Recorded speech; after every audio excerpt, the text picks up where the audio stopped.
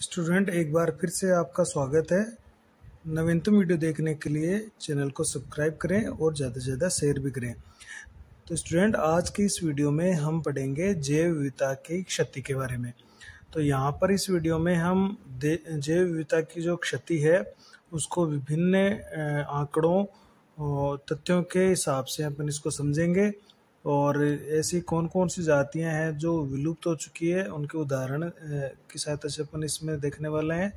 और जैव विविधता की जो क्षति हो रही है, नुकसान हो रहा है, उसके प्रमुख क्या कारण है, तो इसकी अपन कंप्लीटली चर्चा करने वाले हैं। तो देखिए, जैव विविधता की क्षति मतलब जैव विविधता को नुकसान या हानि। तो हमारे ग्रह पर जैव संपदा भंडार में तेजी से हानि हो रही है, क्योंकि अपन भी जैसे खूब बार न्यूज़ में पढ़ते हैं, अखबारों में पढ़ते हैं कि ये प्रजाति विलुप्त हो गई है, इसका नुकसान हो गया है, ये जाति खत्म हो गई है। तो वहाँ पर कहीं ना कहीं जिस तरह से टाइम में जिस तरह से बीत रहा है उस तरह से हमारी जैव विविधता की भी हानि हो रही है। तो इसका जो सबसे बड़ा मुख्य कारण है वो मानव क्रियाकलाप है। कहीं ना कहीं मानव की जो गतिविधियाँ होती है वो जैव विविधता को सबसे ज़्यादा नुकसान पहुँचा रही है। देखिए, मानव द्वारा प्रशांत उष्ण कटिबंधीय जो द्वीप हैं उन पर आवासीय बस्तियां स्थापित करने से वहाँ के जो मूल पक्षियों की 2000 से अधिक जातियां विलुप्त हो गई है। जो प्रशांत महासागर में उष्ण कटिबंधीय जो द्वीप है वहाँ पर जिस तरह से मानव ने जाकर वहाँ पर अपने आवास बनाए हैं, तो वहाँ पर जो पक्षी रहते थे, वहाँ की जो मूल प्रजातियां थी पक्षियों की, वो 2000 से भी जातियां आज विलुप्त हो चुकी है। तो ये एक अपने आप में बहुत ही एक बड़ा कारण है कि मानव का हस्तक्षेप जैव विविधता को बहुत बड़ा नुकसान पहुंचा रहा है। इस तरह से IUCN की जो लाल आंकड़ा सूची होती है, जिसको अपन रेड डाटा लिस्ट कहते हैं, तो 2004 में इसने जो रिपोर्ट जारी की है उसके साक्ष्यों के अनुसार पिछले 500 वर्षों में 784 जातियां विलुप्त हो चुकी है, जिसमें से 338 तो कशेरुकी प्राणी है, 359 अकशेरुकी और 87 पादप प्रजातियां विलुप्त हो चुकी है। तो ये IUCN की जो रेड डाटा सूची है उसके हिसाब से ये IUCN ने एक लिस्ट जारी की है और बताया कि 2004 से पिछले जो 500 वर्ष है उसमें 784 जातियां विलुप्त हो चुकी है। तो एक बहुत बड़ा एक प्रश्न चिन्ह है मानव पर कि जिस तरह से मानव बढ़ रहा है और जैव विविधता को हानि हो रही है, उसकी क्षति हो रही है। अभी जो वर्तमान में जो सबसे मुख्य रूप से जो नई प्रजातियां जो अभी हाल ही में विलुप्त हुई है, देखिए, तो उसकी भी अपन चर्चा करने वाले हैं। तो जो नई विलुप्त प्रजातियां हैं, तो देखिए, जो मॉरिशस जो देश है, द्वीप, उसका जो एक डोडो पक्षी, बहुत ही सुंदर पक्षी था ये, जो कि अब विलुप्त हो चुका है। इसी तरह से अफ्रीका की क्वेगा, तो ये एक जेब्रा की ही एक सब स्पीसीज उप प्रजाति थी, जेब्रा जैसी ही। तो अफ्रीका की जो क्वेगा प्रजाति है वो भी हाल ही में एक नई विलुप्त जातियों में शामिल है। इसी तरह से ऑस्ट्रेलिया की थाईलेसिन जाति, तो ये एक भेड़िया के समान एक जंतु है जिस पर पीठ पर धारियां पाई जाती है, तो ये भी विलुप्त हो चुका है।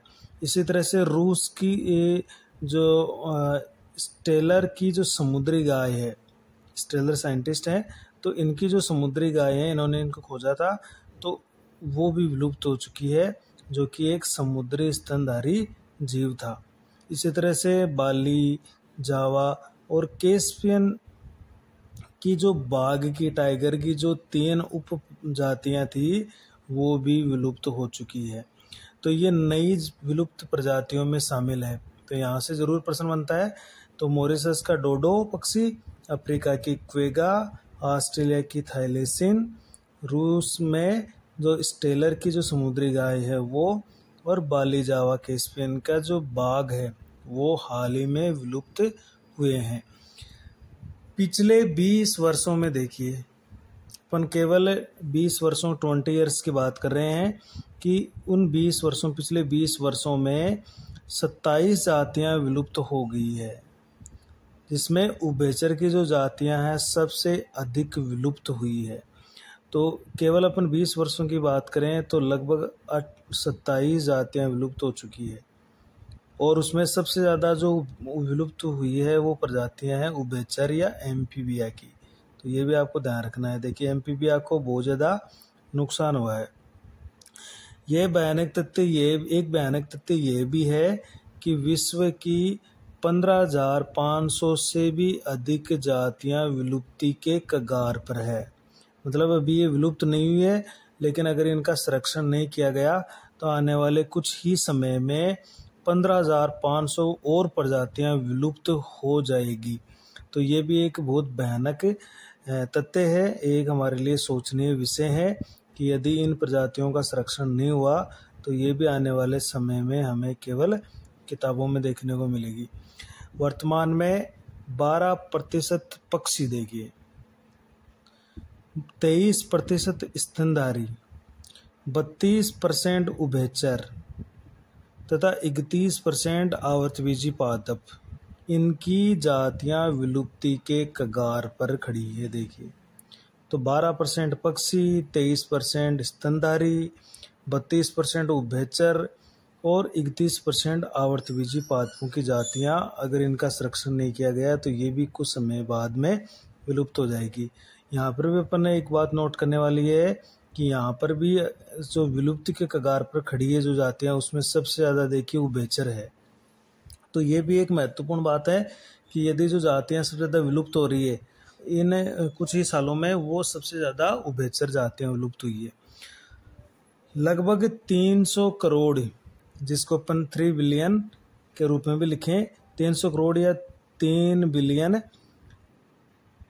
देखिए वर्ष पहले पृथ्वी पर जीवन की उत्पत्ति से लेकर अभी तक पृथ्वी पर 5 बार जातियों की व्यापक विलोपन की घटनाएं देख चुके हैं। तो इसका मतलब ये है कि जब से पृथ्वी बनी है और इस पर जीवन की उत्पत्ति हुई है, तो जीवन की उत्पत्ति होने के बाद और अभी तक 5 बार जातियों की विलोपन हो चुका है, और इसकी ये व्यापक घटनाएं हो चुकी है। इसका मतलब है अब जो चल रहा है वो 6ठा विलोपन चल रहा है। अब 6ठा विलोपन प्रगति पर है। वर्तमान में जातियों के विलोपन की दर पूर्व में हुए विलोपन की अपेक्षा 100 से 1000 गुना ज़्यादा है।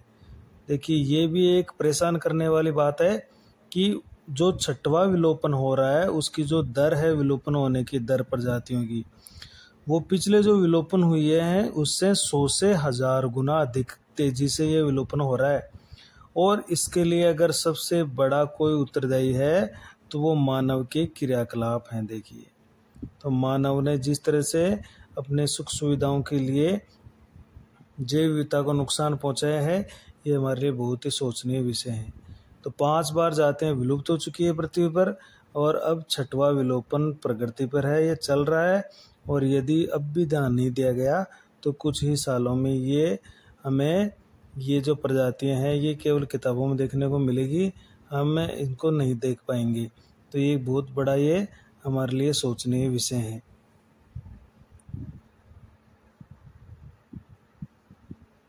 अब अपन पढ़ेंगे ये जो जैव विविधता है उसकी हानि होने से क्या क्या प्रभाव उत्पन्न होते हैं। तो सबसे बड़ा प्रभाव है ये है कि एक तो पादप उत्पादकता घटती है। तो अगर पादप उत्पादकता बढ़ेगी तो मानव के लिए भी ये एक खतरे की घंटी है। इसी तरह से पर्यावरणीय जो समस्याएं हैं, जैसे कहीं पर सूखा पड़ता है, रोग प्रतिरोधक क्षमताएं हैं, या बाढ़ आना है, या अग्नि है, तो ये सारी चीज़ें पर्यावरणीय समस्याएं देखने को मिलेगी। तो सूखा और रोग प्रतिरोधक क्षमता आदि में कमी आती है, तो जैव विविधता के हानि के कारण होता है।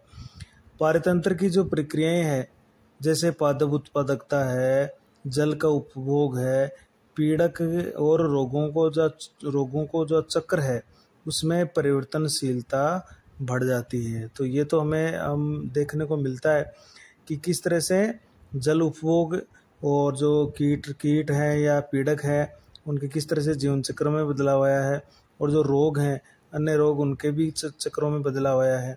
तो ये सारी जैव विविधता की हानि के कारण धीरे धीरे अपन को ये प्रभाव देखने को मिल रहे हैं, और ये प्रभाव आगे धीरे धीरे आगे तेजी से बढ़ने वाले हैं। क्योंकि यदि जैव विविधता को नहीं रोका गया तो। अब अपन बात करते हैं जैव विविधता के क्षति के कारण क्या है। देखिए, तो जैव विविधता की क्षति के कारण अपने जैसे सबसे पहले बताया कि मानव इसके लिए सबसे बड़ा कारण है। तो जातीय विलोपन की बढ़ती हुई दर का मुख्य कारण मानव के क्रियाकलाप है। देखिए, ये मानव के क्रियाकलाप, और इसमें जो 4 प्रमुख कारण है वो अपन पढ़ेंगे। देखिए, तो सबसे जो मुख्य कारण है विलोपन का, उसका मुख्य कारण तो है मानव क्रियाकलाप, और उसमें से अपन 4 कारण पढ़ रहे हैं। जैव विविधता की क्षति के लिए जिम्मेदार जो अपन 4 कारण पढ़ेंगे, जो मुख्य कारण है, उन 4 कारणों को हम द इविल क्वार्टेट के रूप में मानते हैं, या उसको इविल क्वार्टेट कहते हैं। क्वार्टेट, तो इविल क्वार्टेट का मतलब हो गया, इविल का मतलब हो गया एक मतलब जिसको अपन बुरा या दुष्ट कहते हैं, और क्वार्टेट का मतलब हो गया एक 4 का ग्रुप। तो 4 का ग्रुप यानी 4 मुख्य कारण है ये, और ये 4 सबसे बुरे कारण है, इसलिए इसको अपन बोल रहे हैं द इविल क्वार्टेट। मतलब ये 4 मुख्य कारण है जो जैव विविधता को सबसे ज्यादा क्षति पहुंचाते हैं। तो देखिए, पहला है आवासीय क्षति या विखंडन, जिसको अपन हैबिटेट लॉस या फ्रेगमेंटेशन बोलेंगे। तो आवासीय क्षति और विखंडन यानी जो प्राकृतिक आवास है जीवों का, उसका हम नुकसान पहुंचा रहे हैं, और वो नुकसान पहुंचाने का मुख्य कारण है मानव के क्रियाकलाप, मानव के रहने के लिए जगह। तो यह जंतु और पादपों की विलुप्ति का मुख्य कारण है। देखिए, उष्णकटिबंधीय वर्षा वनों के नष्ट होने से होने वाली आवासीय क्षति का सबसे अच्छा उदाहरण है ये। तो देखिए, तो उष्णकटिबंधीय वर्षा वन जो नष्ट हुए हैं, वो नष्ट होने से वहाँ पर जो प्रजातियां विलुप्त हुई है, उसका ये उदाहरण है आवासीय क्षति। तो सबसे अच्छा उदाहरण है वहाँ पर कि वन खत्म होने से वहाँ पर बहुत सारी जैव विविधता की जो जातियां हैं वो विलुप्त हो चुकी है। एक समय वर्षा वन पृथ्वी के 14% क्षेत्र में फैले थे। देखिए, पृथ्वी के 14% क्षेत्र में फैले हुए थे, जो बहुत बड़ी एक क्षेत्रफल है, लेकिन अब 6% से भी अधिक क्षेत्र में ये नहीं है। तो अभी 14 से घटकर ये 6 हो चुके हैं, मतलब आधे से भी कम हो चुके हैं। तो आधे से ज़्यादा ये कम वन हो चुके हैं, तो वहाँ पर जो प्रजातियाँ पाई जाती है वो विलुप्त हो चुकी है। विशाल अमेजन वर्षा वन, जिन्हें ये इतने विशाल है जिसे विशाल होने के कारण पृथ्वी का फेफड़ा या लंग्स ऑफ अर्थ भी कहा जाता है। देखिए, ये अपने दक्षिण अमेरिका के ब्राज़ील, मुख्य रूप से ब्राज़ील देश में है। ब्राज़ील देश में इसकी क्षेत्रफल है वो बहुत ज़्यादा है, इसलिए मुख्य रूप से हम इसको ब्राज़ील मान रहे हैं। तो अमेजन जो वर्षा वन है वो इतने बड़े हैं और इतने घने हैं कि इन्हें हम पृथ्वी का फेफड़ा, लंग्स ऑफ अर्थ भी कहते हैं। में संभवतः करोड़ों जातियां निवास करती है जीवों की। इस वन को सोयाबीन की खेती, देखिए सोयाबीन की खेती और जानवरों के चारागाहों के लिए काट कर साफ कर दिया गया है। तो इस पृथ्वी के फेफड़े को भी मानव ने नहीं छोड़ा है, उसको भी सोयाबीन की खेती के लिए और जानवरों के चारागाह बनाने के लिए वनों को काट कर साफ कर दिया गया है। संपूर्ण आवासीय क्षति के अलावा प्रदूषण का कारण भी आवास में विखंडन हुआ है। देखिए, प्रदूषण के कारण भी, प्रदूषण बढ़ गया तो उसके कारण भी जीवों के जो प्राकृतिक आवास है उसमें क्षति हुई है, जिससे अनेक जातियों के जीवन को खतरा उत्पन्न हुआ है। जब मानव क्रियाकलापों के कारण बड़े बड़े आवासों को छोटे छोटे खंडों में विभक्त कर दिया जाता है, तब जिन स्तनधारियों और पक्षियों को अधिक आवास चाहिए, यानी बड़ा आवास चाहिए, या प्रवासी स्वभाव वाले कुछ प्राणी होते हैं जो एक स्थान से दूसरे स्थान पर प्रवास करते हैं जनन के लिए या अंडे देने के लिए या भोजन के लिए या अनुकूल मौसम प्राप्त करने के लिए, तो ऐसे प्राणी बुरी तरह से प्रभावित होते हैं और उनकी जनसंख्या धीरे धीरे कम होने लगती है। तो हमने आवासीय क्षति और विखंडन का जो परिणाम देखा है कि किस तरह से आवासीय क्षति जैव विविधता को बहुत बड़ा नुकसान पहुंचा रही है। अब अपन पढ़ रहे हैं दूसरा मुख्य कारण अति दोहन या ओवर एक्सप्लॉइटेशन। अति दोहन का मतलब है यदि हम मानव अपने क्रियाकलापों के लिए प्राकृतिक संसाधनों का दोहन करता है, लेकिन जब ये दोहन लालच में बदल जाता है और हम एक सीमा से ज़्यादा उनका दोहन करते हैं तो वो प्राकृतिक या जैविक संपदा को नुकसान पहुंचाता है या वहाँ पर जो जैविक विविधता है उसको नुकसान पहुंचाता है। तो मानव हमेशा भोजन तथा आवास के लिए प्रकृति पर निर्भर करता है और हमेशा करता आया है, लेकिन जब आवश्यकता लालच में बदल जाती है तो देखिए हम सारी आवश्यकताएं हम प्रकृति से प्राप्त करते हैं, लेकिन जब आवश्यकता लालच में बदल जाती है तब उस प्राकृतिक संपदा का अति दोहन शुरू हो जाता है। मान लीजिए हमें दिन में 50 लीटर पानी की आवश्यकता है और हम भूमि से 500 लीटर पानी निकाल रहे हैं, तो वो जो 450 लीटर पानी है वो हमें उसकी कोई आवश्यकता नहीं थी, हमारे वो लालच में बदल चुका है, तो ये अतिदोहन की स्थिति हो गई है। तो मानव द्वारा अतिदोहन से पिछले 500 वर्षों में देखिए अनेक जातियां जैसे स्टेलर की समुद्री गाय है, पैसेंजर कबूतर है, ये विलुप्त हुए हैं। आज समुद्री मछलियों के अतिदोहन के कारण देखिए इनकी संख्या तेजी से कम हो रही है और बहुत सारी ऐसी मछलियां हैं जिनका इतना शिकार किया गया है, हर दिन लाखों मछलियों का, हजारों टन का मछलियों का शिकार होता है। तो इनके इतना अति दोहन होने के कारण इनकी संख्या लगातार कम हो रही है। तो अति दोहन और एक्सप्लॉइटेशन भी जैव विविधता को क्षति पहुंचाने का एक प्रमुख कारण है। अगला अपन कारण देखने वाले हैं, बहुत ही महत्वपूर्ण कारण, विदेशी जातियों का आक्रमण। देखिए एलियन स्पीसीज इन्वेशन, एलियन मतलब बाह्य, तो विदेशी कोई प्रजाति अगर हमारे देश में आती है तो यहाँ की जो स्थानीय या जो देसी किस्में होती है उनको वो बहुत बुरा नुकसान पहुंचाती है और धीरे धीरे देसी प्रजातियां विलुप्त हो जाती है। तो ये जो विदेशी जातियां हैं ये किस तरह से आई है और उन्होंने किस तरह से नुकसान पहुंचाता है, तो हम कुछ उदाहरणों की सहायता से समझने का प्रयास करेंगे।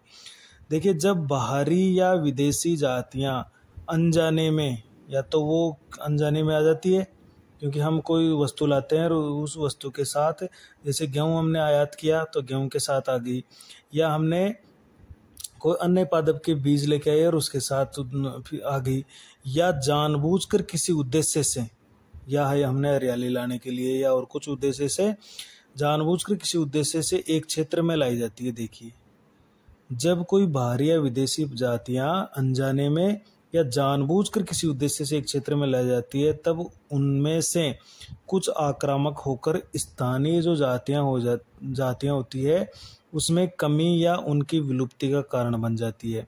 जो स्थानिक है, हमारी जो देसी जातियां हैं उनकी विलुप्ति का कारण बन चुकी है, स्थानीय देसी जातियां धीरे धीरे खत्म होने लगी है। तो हम इसको कुछ उदाहरण के द्वारा समझेंगे। देखिए ये एक अफ्रीका की बात है कि जब नील नदी की मछली थी नाइल पर्च, देखिए नाइल पर्च नील नदी की मछली है नाइल पर्च, इसको अफ्रीका की विक्टोरिया झील में डाल दिया गया। नील नदी की मछली नाइल पर्च, इसको अफ्रीका की विक्टोरिया झील जो प्रसिद्ध झील है उसमें डाल दिया गया है यहाँ से निकाल कर।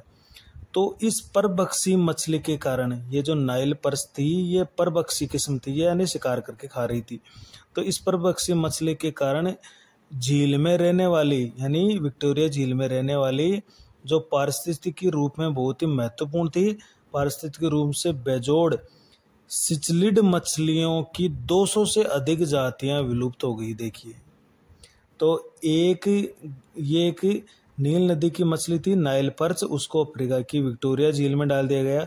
उस विक्टोरिया झील में एक प्रसिद्ध मछली निवास करती थी, सिचलिड मछलियां, इसकी बहुत सारी जातियां निवास करती थी। तो जब नाइल पर्च को इस विक्टोरिया झील में डाल दिया गया तो इस नाइल पर्च ने इन मछलियों, सिचलिड मछलियों का शिकार करके इसकी 200 से ज़्यादा प्रजातियां विलुप्त कर दी।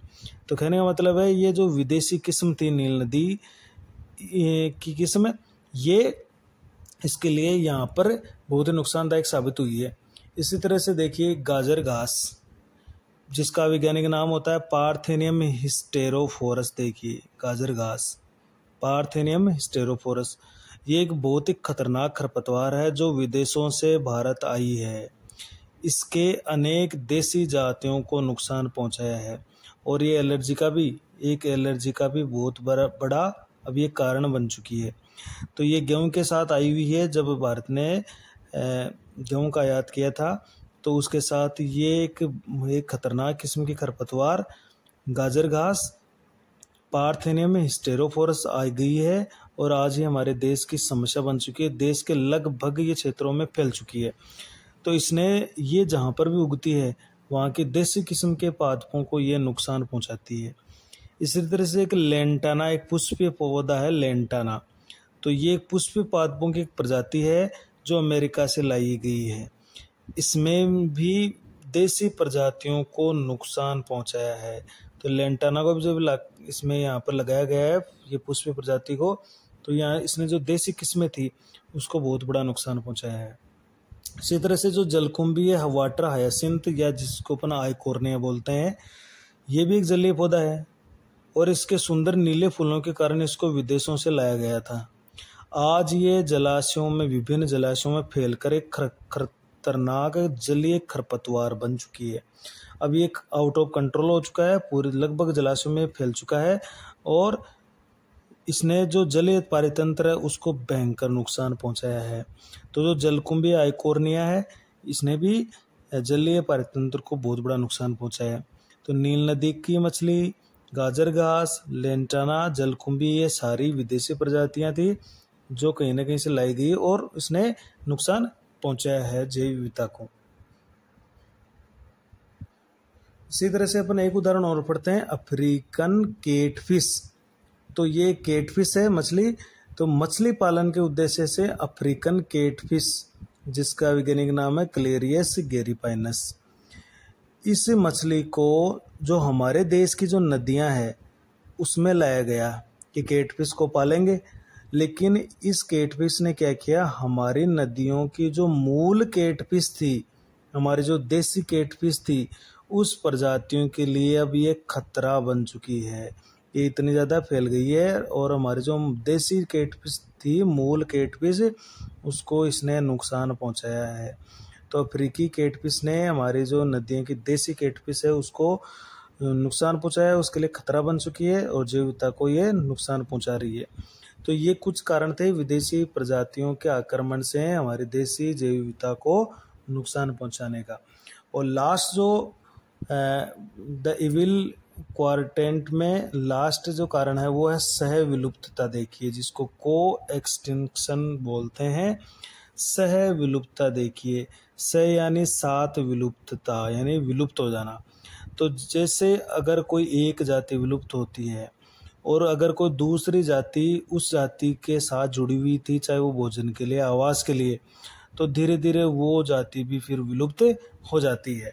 तो ये क्या कहलाती है, सहविलुप्तता। देखिए जब एक जाति विलुप्त होती है तो उस पर आधारित जो दूसरी जंतु या पादप प्रजातियां थी वो भी विलुप्त होने लगती है। इसे ही सहविलुप्तता कहते हैं। पिछली बार ये बोर्ड परीक्षा में प्रश्न आया हुआ है कि जब एक जाति विलुप्त होती है और उस पर आधारित चाहे वो दूसरी जंतु जाति हो या पादप जाति हो, वो भी विलुप्त होने लगती है, तो इसे हम क्या कहते हैं, सहविलुप्तता। तो वो इसलिए विलुप्त हो जाएगी क्योंकि वो उस पर आधारित थी, चाहे वो भोजन के लिए, आवास के लिए। तो वो एक जाति विलुप्त होती है तो उसके ऊपर आधारित दूसरी जाति भी विलुप्त हो गई। जैसे एक परपोषी मत्स्य जाति विलुप्त होती है। देखिए एक अगर मछली विलुप्त होती है तो उस पर आश्रित जो विशिष्ट परजीवी होते हैं उसके शरीर के अंदर या बाहर जो परजीवी रहते हैं वो भी विलुप्त हो जाते हैं। इसके एक अन्य उदाहरण दे सकते हैं अपन कि विकसित परागणकारी सहोपकारिता का है एक अन्य उदाहरण। देखिए जहाँ एक पादप के विलोपन होने से परागणकारी विशिष्ट कीट भी विलोपन हो जाता है। मान लीजिए कोई विशिष्ट कीट है जो एक विशिष्ट पादप पर के पुष्पों में अंडे देता है, तो वो अगर पादप विलुप्त होता है तो वो विशिष्ट कीट भी धीरे धीरे विलुप्त हो जाता है। तो ये भी एक सह विलुप्तता का उदाहरण है। तो आज की इस वीडियो में हमने जैव विविधता की क्षति के विभिन्न कारणों की चर्चा की है। नेक्स्ट वीडियो में हम जैव विविधता के संरक्षण के बारे में चर्चा करेंगे। Thank you.